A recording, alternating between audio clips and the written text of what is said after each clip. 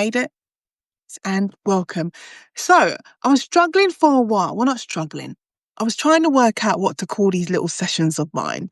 So they've asked me anything, because everyone calls it Ask Me Anything. And I was wondering, what should I call it? What should I call it?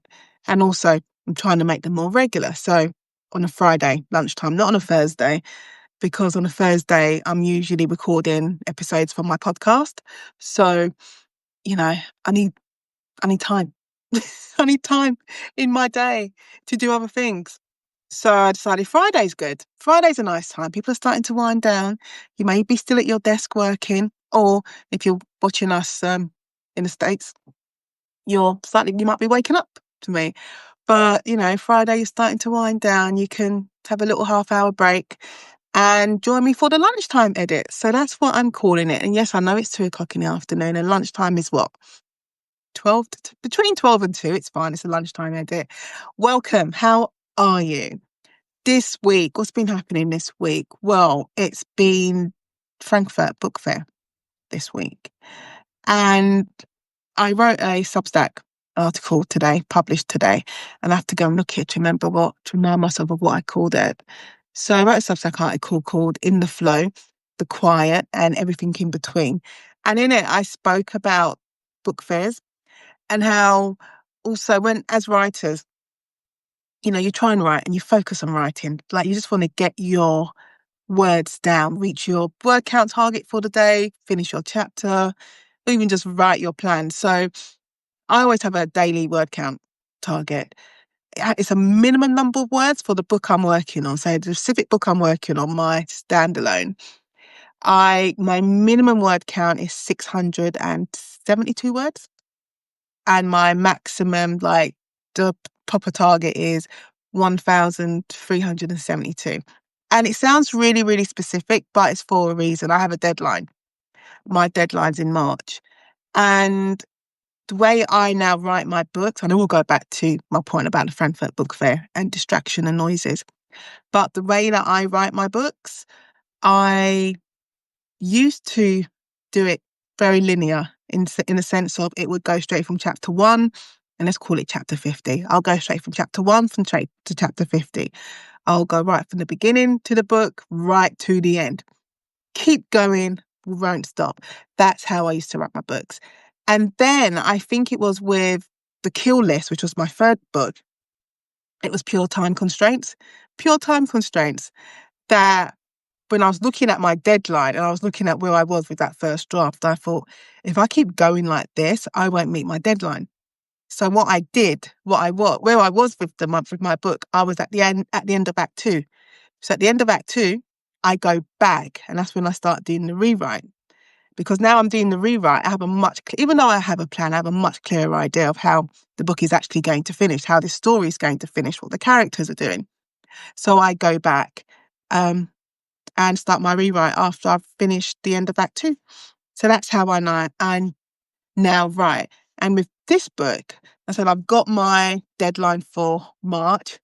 I know how many words I need to be writing a day for me to get to the end of Act 2, which I hope to do. I think the deadline I've given myself is around December, beginning of December. And then from December, I can then start the rewrite. And I should be fine to deliver my book in March. So, that's pretty much on my mind. So this will be a half-hour lunchtime edit. I'll be finishing at 2. Thank you for joining me today. I appreciate it. So if you have any questions for me, absolutely fine. Anything about writing, publishing, advice, throw it in the chat box and I will answer them.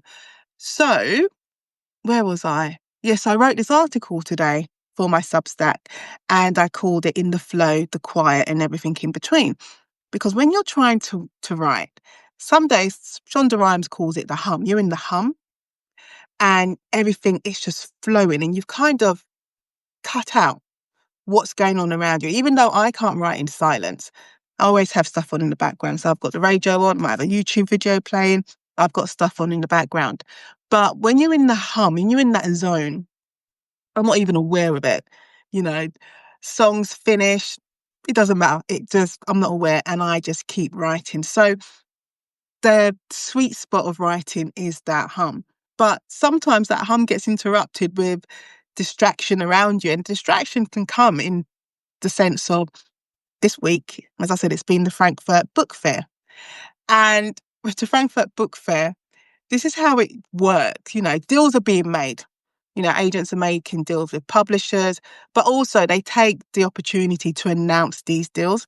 So if you've got the Bookseller magazine in the UK, probably if you're looking at Publishers Weekly in the States, any of those magazines, and you will find, I'm looking at my computer, because you will find all of a sudden during Frankfurt Book Fair, all these emails start dropping in. And it's book news. So-and-so got this book deal. So-and-so got a significant six-figure deal. Someone signed a pre-book deal. And I think if you're a writer, regardless of whatever stage of writing you're at, whether you're a new writer and you're sending your book out on submission to agents, or you're on submission with your agent and you're waiting for editors to come back to you, or you're like me, 4 books? 4 books in? I think I'm 4 books in. 4 books in. And you're trying to write your new book, but also you're always thinking ahead of like, okay, what am I going to do for the next book? Sam, what's my next deal going to look like? Authors who are in this funny position of, they've been writing for years and now they've left their agent or their publisher's not signing a deal with them. If you're in that position, any of those positions, when it's book fair week, whether it's Frankfurt Book Fair or London Book Fair, all of that noise is a distraction and it makes you question yourself like, oh my God, like, how am I going to even fit in? How is this book going to be a success if these are the deals that are being announced and these are the books that are being promoted? And I've had so many conversations with writers, whether it's directly on my WhatsApp groups or on social media. And that noise is a distraction and it can make you question your own writing, wonder if there's any point to it. Like, what's the point if these are the deals that are being made and these are the books that are going to be promoted in, 2 years' time? And it can really, I think, reinforce that imposter syndrome that a lot of people have. Because it's not easy to call yourself a writer. As strange as it sounds, I've always said, and when I've spoken to other authors on my podcast, we've always said the same thing. I would say 99% of us will say the same thing, that they found it quite difficult to call themselves a writer. It was easier to refer to themselves in whatever their past professions were. So I have no problem saying, yeah, I was a solicitor, a lawyer, that's what I did. But in the early days, even when I'd had, 1, 2 books out, calling myself a writer was a bit like, I don't know what it was. Just felt a bit, I don't know, bit important. I don't know. I didn't like, it was very odd. That's that imposter syndrome setting in. And I think it was only I think between books 2 and 3, so the Binding Room and the Kill List, I was like, yeah, if anyone asked me what I did, no, I'm a writer. Lawyer first and second because I'm not practicing anymore, but I'm a writer. So when you're hearing all this book news from Frankfurt or London Book Fair, it can really reignite that imposter syndrome. So it's hard. I understand it's hard sometimes to drown out that noise, especially when you're in the middle of writing your own book. So that's what I had to do this week. I was seeing the emails dropping through on my inbox. I need to be better. I should really shut everything down and just focus on Scrivener and my document on the screen, my manuscript on the screen. But I told myself a few months ago, I'm just going to ignore the noise. It's got nothing to do with me. Congratulations, whoever gets their deal. Congratulations, well done.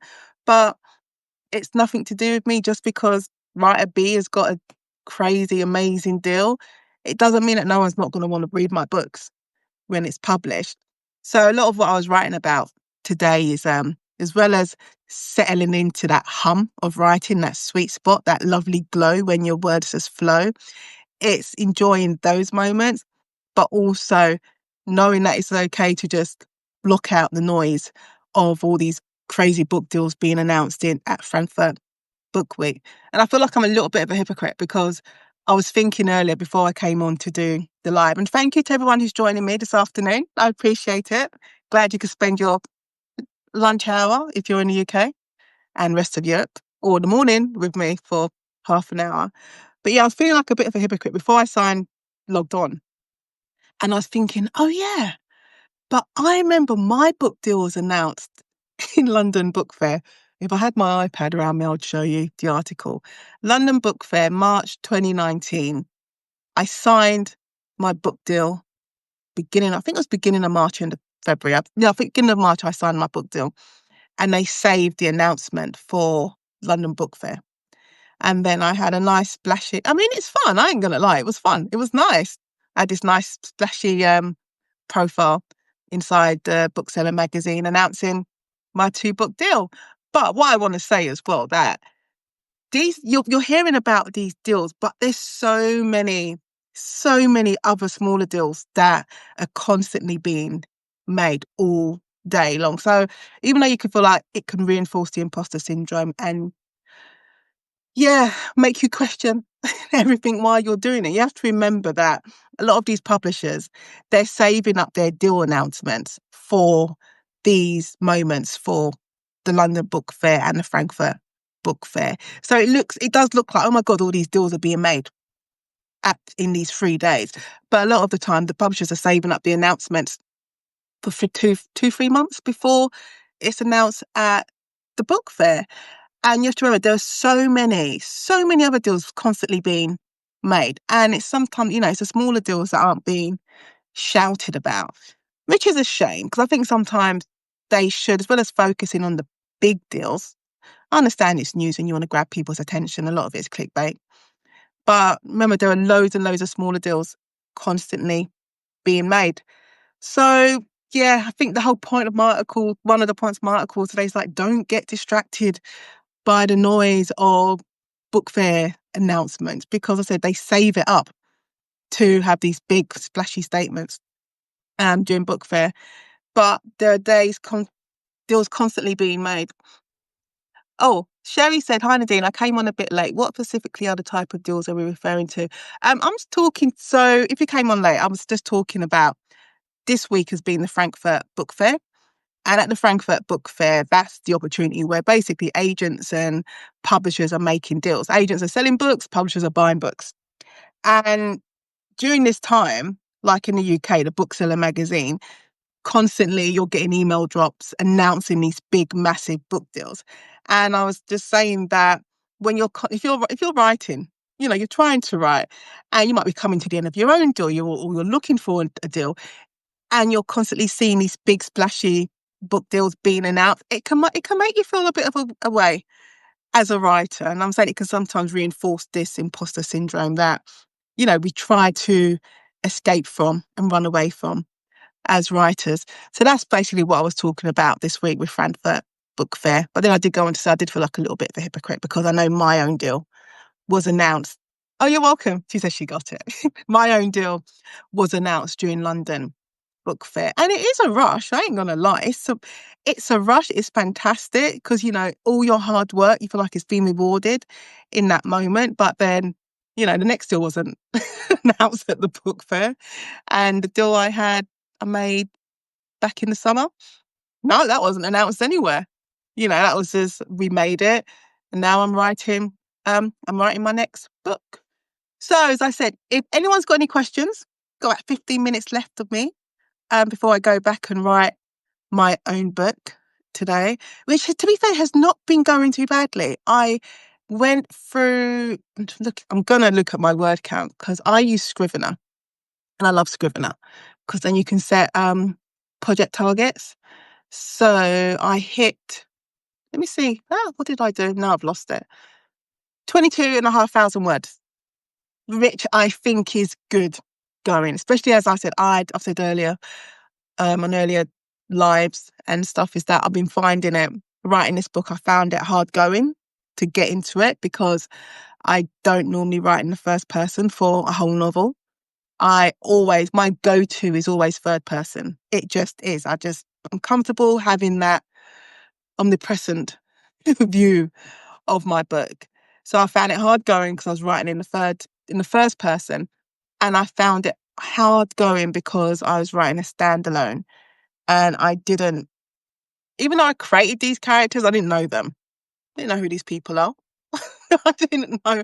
I know what I want them to do, but I didn't understand them yet. So it took me a little while to get to know them. And then once I got to know them, and then once I got into the hum, I found the hum of writing in the first person, which was basically don't overthink it. And that's what I was doing. I was overthinking it too much. But once I got into the hum of it, it started to work. So I'm 22,000 words in. I'm an overwriter. So I think I'm which is a bit mad. I'm halfway through Act 1 and I'm 22,000 words in, but I'm happy with where I am. Okay, so yeah, David, he said you've got to write your way into a new book, especially a standalone. You do. I had to write my way into it, delete stuff, write stuff again, delete stuff. And then I did the whole, we talk about imposter syndrome. I did the whole thing of, I'm just going to write the first chapter in third person because this is what I'm used to. Let me just do that. But I was writing it and I knew it didn't feel right. It wasn't flowing. It just felt quite, it felt stiff. Can writing feel stiff? Yeah, it felt stiff. And then I had to have a word with myself and say, you know what, Nadine? You said this book was going to be in the first person. You told your agent and your editor it's going to be in the first person, even though I'm doing flashback scenes to give me a break that are in the third person. So you need to write in the first person. So yeah, I need to write my way into it. Once I wrote my way into it, it took me about 5,000 words to write my way into the book. But once I did, it starts to make sense. There was an earlier question, Sherry. Sherry says, I'm finally getting my manuscript out since completing it a year and a half ago. Talk about the imposter syndrome. The struggle is real. I'm self-publishing. Have you always published your books the traditional way? No.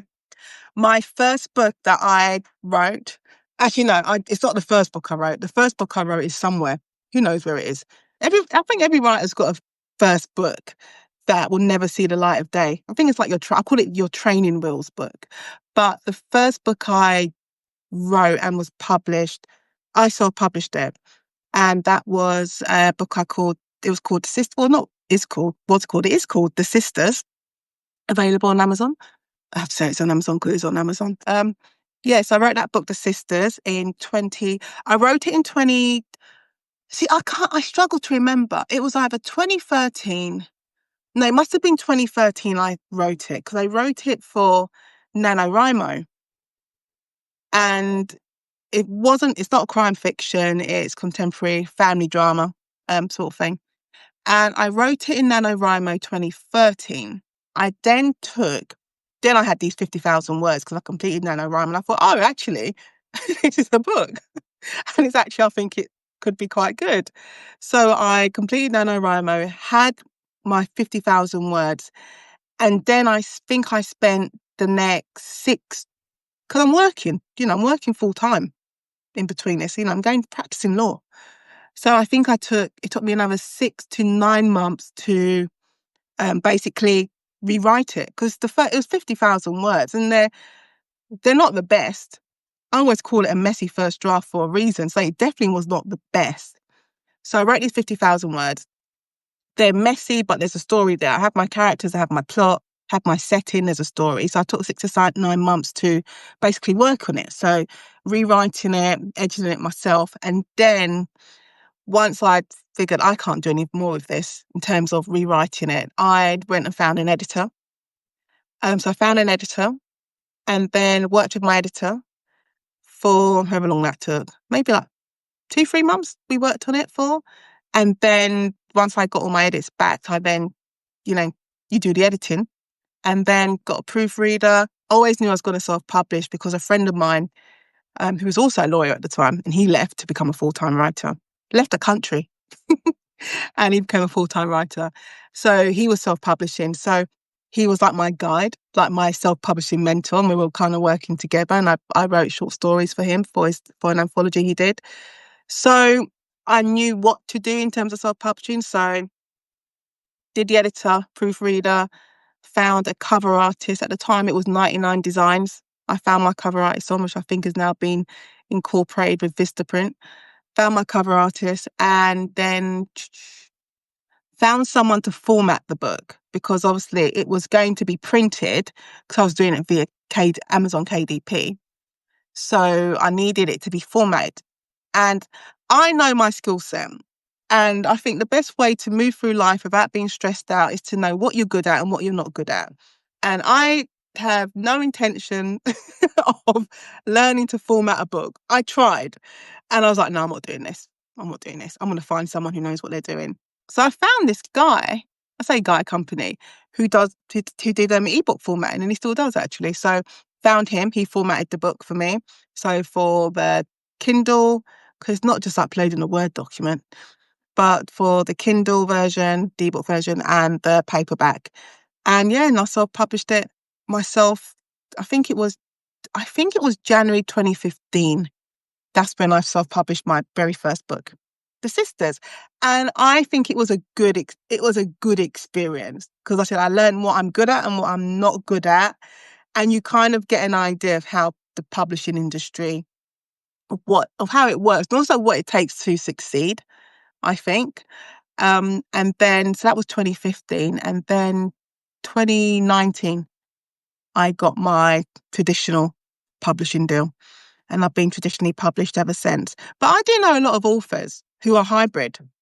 So a lot of authors, they're getting their rights back for various reasons. So they're getting their rights back for their books, and they're choosing to self-publish those books, but also at the same time, Dave may also have traditional publishing deals with publishers. So I do know a lot of authors who are hybrid authors.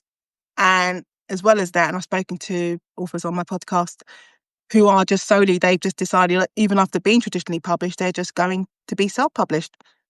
And they're doing really, really well with it. Really well. Getting awards and things, you wouldn't think. You just, like, I've seen their books and you just assume they're traditionally published. And you realise that they're not. They're self-published, independent publishers. So I would say do your research though. It's not the easy way out. It really isn't. I don't know if did I repeat your thing, Dave? You said you like the hum a bit. I like the hum. I said I got that from Sean. If you read my article, my Substack today, and I speak about the hum, which is that sweet spot where you're just writing and it's just flowing and it's good. And I had those moments this week. And when I finish this live, I'm going to go back and hopefully get back into the hum. And then, yeah, that's what I want to do. There was another question. So if you've got any questions, I've got about 10 minutes before I have to go. So if any questions about writing, publishing, advice, I'm here for what you're watching on TV. Oh God, I started to watch, right? Hold on. Sherry said we sound like the same person. I know my wheelhouse and found a great company to format and helping me to get the book out there. Yeah, you need to know, honestly, half the battle is you need to know what you're good at. One thing I learned from practicing law is, like, you need to learn how to delegate.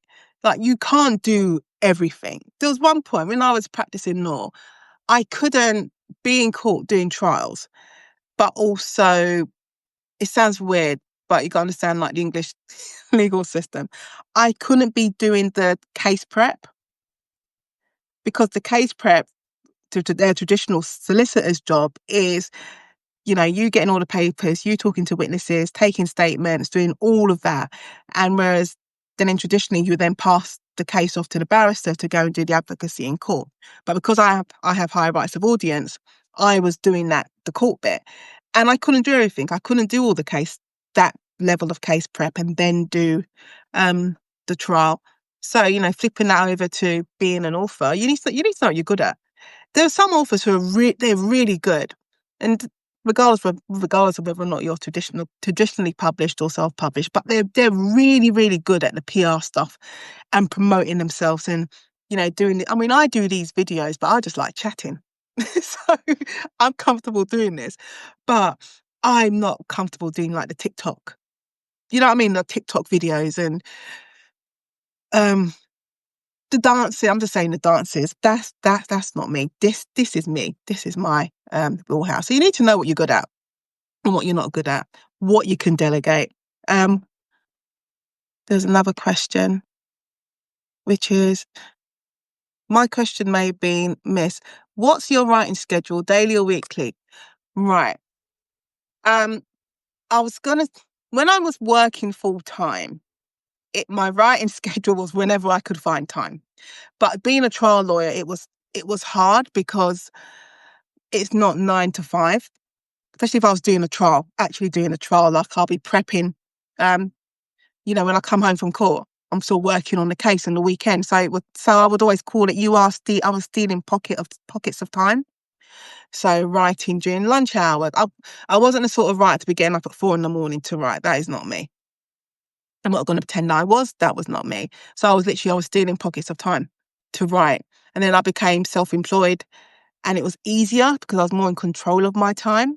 But now, I don't practice. I'm getting comfortable saying I write full time. I do write full time, but I do still teach at the law school on a freelance basis. So I teach the baby lawyers. And before and it's really silly because I think that when you're doing this writing thing, in addition to your other full-time job, as I said, you're using all these spare opportunities to write, which means that you're writing on the weekend because you want that's your free time. So you'll be writing on the weekend. And even when I stopped practicing law, I still had that mentality of, well, I need to be writing all the time. So I'll be writing on the weekend, Monday to Friday, Saturday and Sunday, in addition to doing everything else that I'm doing. So, I have my podcast, so I'm doing that as well. And it was only earlier this year, I was talking to Sean Cosby, S.A. Cosby. I was talking to him because we're friends. So I was talking to him on my podcast and we're talking outside of that. And I was asking him like when does he write? And he says it's Monday to Friday. That's when he writes, and he has his weekends. And it's not like I didn't know this, but this is a job. It's like I get paid for this. This reality, I get paid for it. And you need to give yourself rest. You'll just burn yourself out if you're constantly going. I mean, sometimes you have a deadline and that deadline's on you, like a runaway train, it's on you. So you might have to write during the weekend. But he was like, no, he works 9 to 5. He has his hours. This is where he works. And the weekend is free. And I was like, why am I forgetting to do that? So even though I went around the houses a bit, I write 9 to 5, Monday to Friday. I don't write on the weekend because you need a break. You need to rest. And the thing is, even though you say you're not writing during the weekend, your brain is still working. Your brain is still figuring out plots and characters, and you're still creating dialogue. So the brain is still going, but I'm not sitting down at my desk unless I said there's a deadline and I'm like, no, I need to use up all this time to meet this deadline. Or I've given myself this, I said I've got my secret projects, which I spoke about in my Substack today, and I want to get to a certain word count with that before I go away next week. So I've been writing like for a couple of hours on a Saturday, but the majority of the time I treat it Monday to Friday, 9 to 5. Take my lunch breaks, even though I don't eat lunch, but it's a hangover from practicing law and spending a lot of time in police stations representing people and missing out on lunch. But I treat it like a working day, a traditional working day. Hope that helps. Sherry said, do you force yourself to sit down to write, or do you do you wait for inspiration? I don't know. I don't think I force myself to sit. I mean, I sit down because I treat it like a job. So I walk into this office. I walk in here, normally about 8:30, and I do what I need to do, and I hopefully start to write. But yesterday afternoon, for example, sat down. I had to record 2 sets of podcasts yesterday, and I was writing in between recordings, and I finished the last recording at 4. And I thought, okay, I'm going to write for. No, I finished the last recording at 3:30, and I thought, okay, I'm going to write for 2 hours. But the words weren't coming. And I said to myself, I can sit here and force it. I could force it, which is probably where the Substack article came from yesterday as well. I could force it, but it just wasn't happening. So I thought, you know what, leave it. Just leave it. You'll come back tomorrow when you're not putting pressure on yourself. So I don't force myself to sit down and write, but I don't wait for inspiration either, because I could be waiting all day. I could be waiting all week. Because I mean, what inspires? The thing is, what inspires me one day may not be the same thing that inspires me the next day. Like I remember with one of my, I think the last book I wrote, that's out. I think it's the last book. I was trying to find my like a motivate. No, it wasn't a book I was writing. It was a book I was planning, and I couldn't work out what my antagonist's motivation would be, like how he would be getting in contact with his her victims. Can't give any spoilers yet, but I couldn't work out how they were doing it. And I was sitting at my desk trying to work it out, and I'd work on the screen, and then I'd move away to my notepad, and then I thought this ain't working, and I left it, went out for a walk, was walking, then I saw like a notice board, and I was advertising a local service, and I saw it, and the inspiration hit me when I saw that notice board. If I'd sat there at my desk waiting for inspiration, I'd never have got the idea. So yeah, I don't force myself to write, and I don't wait for inspiration, because inspiration can hit you at any time. Right, I'm going to go in 5 minutes. So if you've got any more questions, I'll be leaving you in 5 minutes. But I was telling you about what I started to watch and what I couldn't watch. I started to watch Monster. Was it Jane? I don't know how to pronounce it. Story.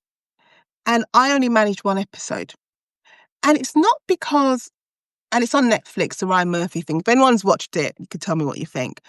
But it wasn't because I can't handle that level of, I don't know, is it violet or darkness? Because I write what I write, and I've worked in criminal law for forever. So the darkness, I don't have an issue with the darkness, but I had an issue with the storytelling. Because when I write crime fiction, when I write my thrillers, and my thrillers and police procedurals are described as, they're described as dark. But I made a very, very conscious decision before I even wrote the very first chapter of the first book in my series, that any violence I had in my book, I didn't want it to be gratuitous. Everything has to earn its place. So the dark moments, the moments of sadness, even the few happy moments in my books, everything has to earn its place. The violence can't be there. The dark moments can't be there just to fill the space.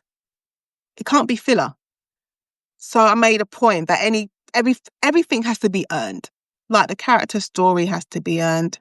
The dark moments has to be earned. So when you read it, I've always said, you won't see, I don't think you will, I don't think you'll see a line by line breakdown of like the murderous acts in my books. What you will see is like the after effects, the consequences on the people, whether it's the victims' families or the police officers investigating it. And so I was sitting there watching Monster for the first episode, and I just felt like, I don't see the point of it.